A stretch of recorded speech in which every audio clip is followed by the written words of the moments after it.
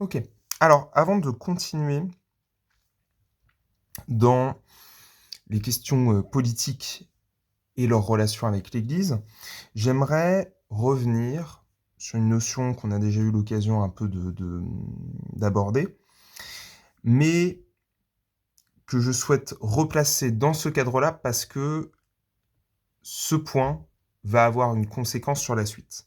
Cette notion, c'est la liberté, telle que la catéchèse nous en parle, car ça ne surprendra personne, on retrouve évidemment l'idée de libre arbitre au sein du catéchisme de l'Église catholique,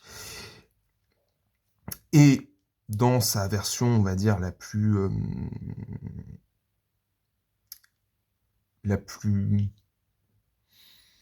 facilement appréhendable, c'est-à-dire avec cette idée, voilà, hein, que la liberté, c'est le pouvoir d'agir ou de ne pas agir, de faire ceci ou cela, de poser ainsi par soi-même des actions délibérées.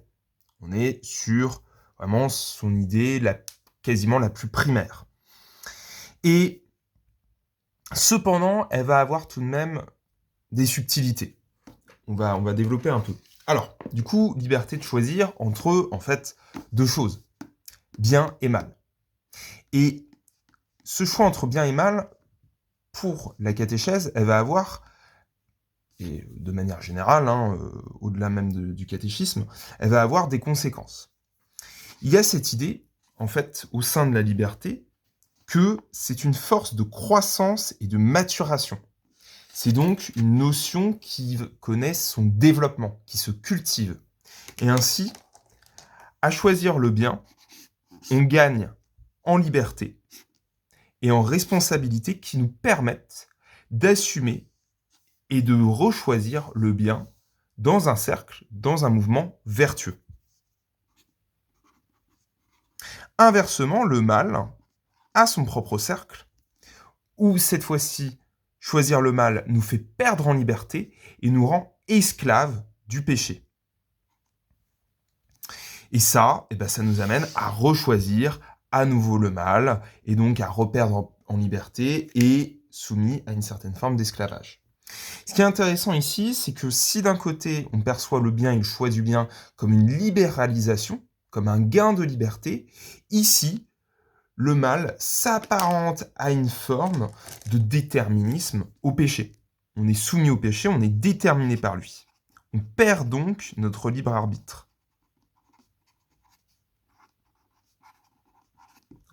Voilà l'idée du mal en tant que déterminisme. Ça peut nous faire penser typiquement à une œuvre comme Berserk. Mais on a donc cet aspect cyclique qui ressort et qui a son importance, évidemment. Parce que la possibilité de pouvoir choisir entre bien et mal, et donc de pouvoir gagner ou perdre en liberté, ça demande à ce que ce choix soit déjà possible. Et ça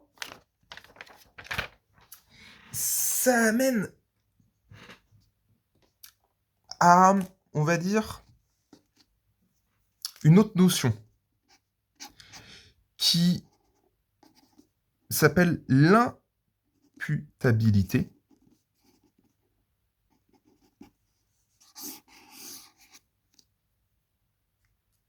Autrement dit, à quel point est-ce que l'action nous est imputable? Et là, ce que pose le catéchèse, c'est que l'imputabilité et la responsabilité d'une action peuvent être diminuées, voire supprimées, par l'ignorance, l'inadvertance, la violence, la crainte, les habitudes, les affections immodérées, d'autres facteurs psychiques ou sociaux.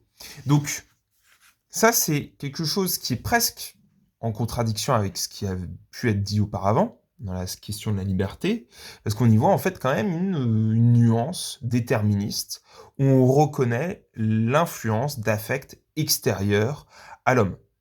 Ce qui est une position tout à fait en fait classique, hein, ça n'a rien de choquant. C'est-à-dire que ici on est dans une posture où l'homme est libre, mais il est tout de même soumis à des affects qui peuvent imputer à sa responsabilité, à ses actes, et diminuer donc la responsabilité de l'individu.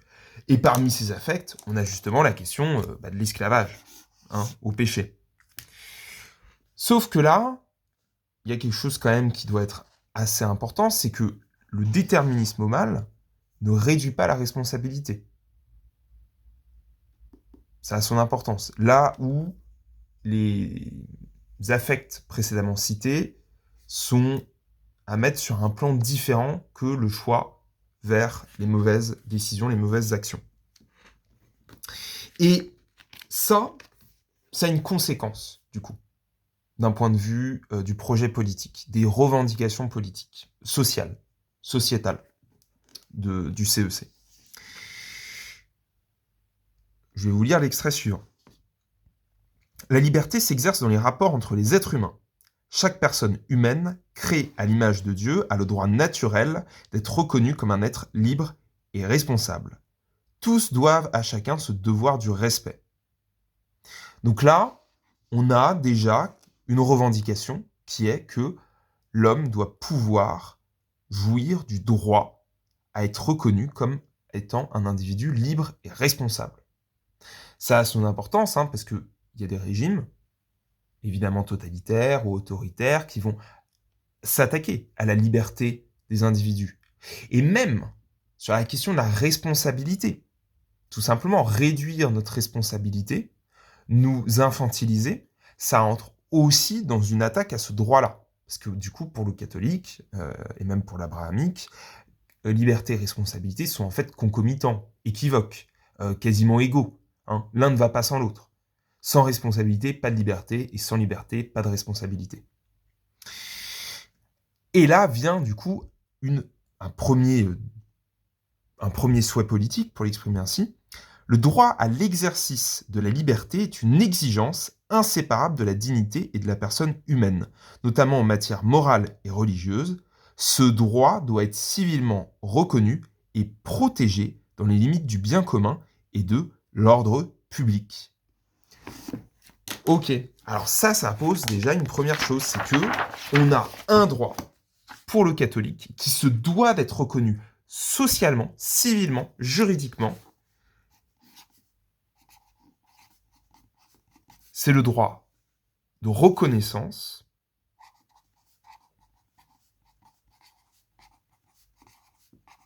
à être reconnu libre et responsable. Alors bien sûr, on y a déjà une atténuation qui vient tout de suite avec cette idée, il ne faut pas non plus que ça trouble l'ordre public et le bien commun. Mais il faut quand même poser cela. Parlons par exemple de la personne mineure. Partons là-dessus, parlons de la personne mineure. Une personne mineure, c'est une personne qui est partiellement reconnue comme irresponsable. Ou dont la responsabilité est déportée et portée sur les personnes majeures, les personnes majeures qui l'accompagnent, les tuteurs, tutrices, les parents, professeurs, etc. Et donc, là, on voit d'ailleurs que la responsabilité des personnes majeures, du coup, s'étendent là où la responsabilité des personnes mineures diminue, se restreint. Même si, évidemment, tout cela, en fonction des régimes, des États, des jurisprudences, connaît une infinité de nuances, on voit tout de même que la personne mineure possède une certaine forme de responsabilité, en particulier au fur et à mesure qu'elle grandit. Et donc il y a une progression dans la prise en responsabilité des individus. Cela étant dit, la personne mineure, catholique, peut tout à fait émettre la question du fait que son droit à être reconnu libre et responsable, en fonction des régimes, en fonction des États, n'est pas reconnu civilement. Et on peut même aller au-delà, la personne majeure qui vit dans un État totalitaire, sa reconnaissance à être libre et responsabilisée peut être extrêmement diminuée. Mais du coup, quand ce droit est remis en cause de manière frontale, directe, ou peut-être même plus subtile, que doit-on faire? Parce que là, certes, il y a l'idée de bien commun et d'ordre public qui ne doit pas être troublé, mais entre ce droit et le bien commun, à quel point est-ce que l'un prévaut sur l'autre?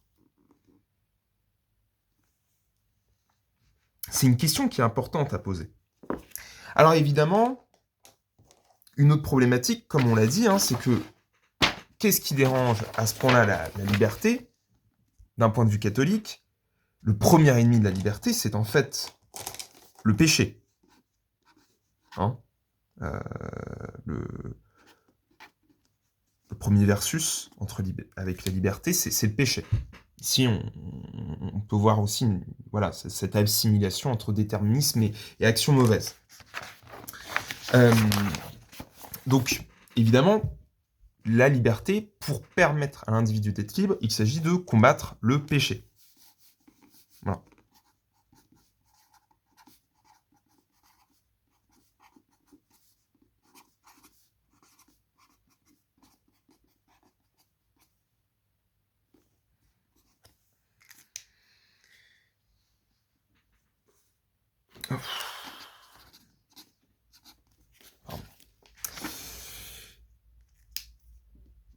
Et ça aussi, ça va impliquer certaines choses, dont un extrait, qui me paraît important qu'il soit lu.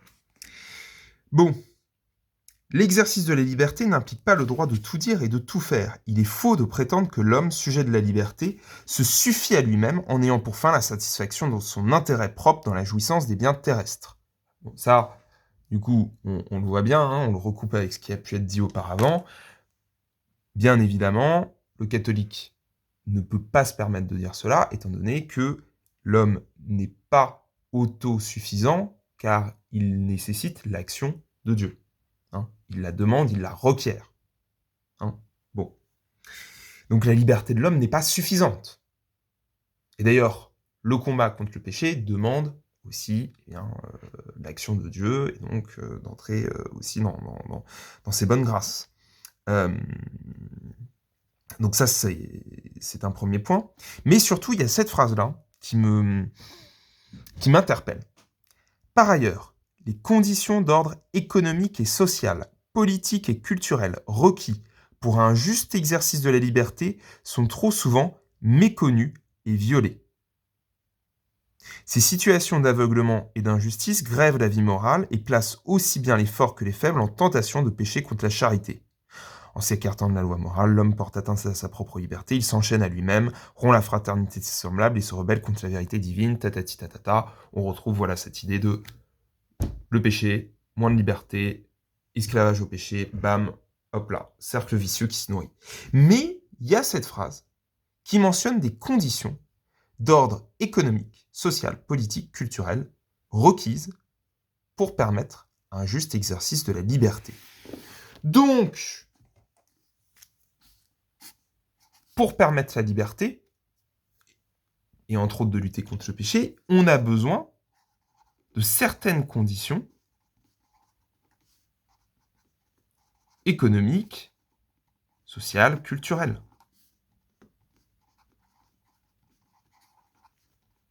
Et là, c'est bien dommage parce qu'elles ne sont pas encore énoncées. Alors, elles le seront du coup plus tard, au sein du CEC, hein, et on y reviendra par ailleurs, parce que justement, c'est entre autres ce qui nous intéresse, parce que ce que va aborder le CEC plus tard, c'est quelles conditions politiques, entre autres, pour permettre la vie déjà humaine, la vie humaine libre, responsable, chrétienne et bonne. Et on va voir que ces conditions, elles sont quelque peu surprenantes. Ou tout du moins, on s'y attendrait peut-être pas forcément. Alors, pour certains, ça pourrait paraître être de l'ordre de l'évidence, mais il y a tout de même, je pense, beaucoup de méconnaissances à ce sujet-là. Et ça, ma foi, on va pouvoir en parler, mais dans un troisième temps. On va pouvoir en parler dans un troisième temps. Mais voilà, on a eu l'occasion de mentionner la liberté, d'en reparler un minimum pour pouvoir le replacer plus correctement, pour pouvoir replacer plus correctement ce sujet des conditions, entre autres politiques, qui permettent autant voilà, l'avènement de l'Église que la vie individuelle, mais aussi collective, des chrétiens et, de manière plus générale, des hommes.